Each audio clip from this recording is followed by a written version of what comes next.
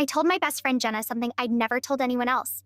We were sitting in her living room late one night, drinking wine, and the conversation turned deeply personal. I'd been carrying this weight alone for so long, and I finally let it out. Years ago, before I met my current partner, I'd struggled with a severe eating disorder. It had required hospitalization, and I'd worked incredibly hard to recover completely.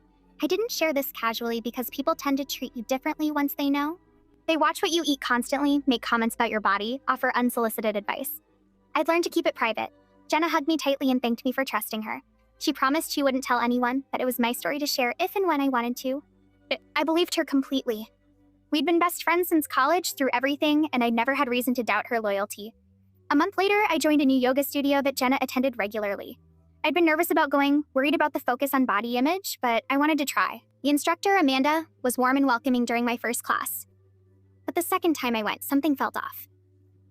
As I was setting up my mat, Amanda came over and quietly asked if I had any injuries or health conditions she should know about. No, I'm good, I said, confused by the question since I'd already filled out their detailed health form.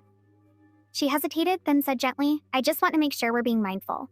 Jenna mentioned you'd had some challenges in the past with food and body image. I want this to be a safe space for you. My face went hot with embarrassment and anger. I managed to nod and thank her, but inside I was screaming. Jenna had told her. She'd shared my private struggle with someone I barely knew without asking me, without considering how that might make me feel. I got through the class somehow, but I never went back to that studio again. I confronted Jenna the next day at her apartment. She looked genuinely confused when I brought it up. I was trying to help, she said defensively. Amanda's really experienced with that kind of thing. I thought she could support you properly. You thought she could support me, or you wanted to share something interesting about me? I asked. My voice was shaking. That wasn't your information to give away, Jenna. I trusted you with something incredibly personal.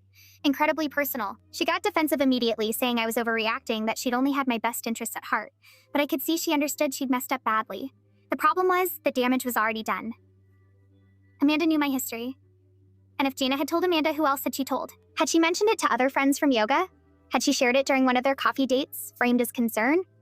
Over the following weeks, I noticed small things everywhere. A mutual friend asking how I was doing with unusual emphasis on the word doing. Another friend inviting me to lunch and then being weirdly focused on my meal choices, commenting on how healthy my salad looked. These tiny moments that suggested my private struggle had become semi-public knowledge within our social circle. I pulled back from Jenna gradually.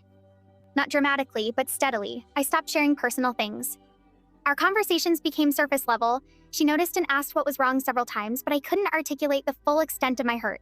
How do you explain that someone broke your trust in a way that can't be repaired? She thought she was helping, but she'd actually taken away my control over my own story. She'd made my private pain public without permission. Months later, Jenna and I barely speak. You see,